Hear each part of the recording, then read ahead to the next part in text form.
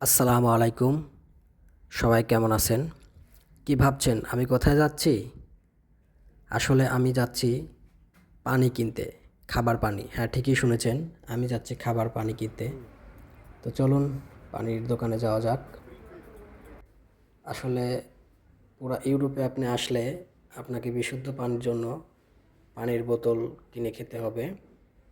এটা একটা এক্সট্রা প্যারা। আমি মনে করি এটা একটা এক্সট্রা ঝামেলা।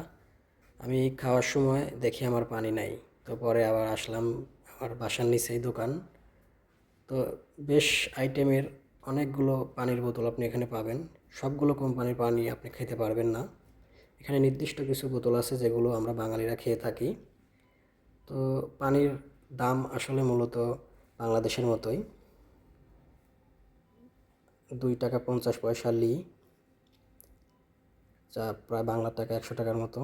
আবার কিছু আছে 4 টাকা লি, 4 লি, যেটা বাংলা টাকায় আপনার 120 টাকার মতো।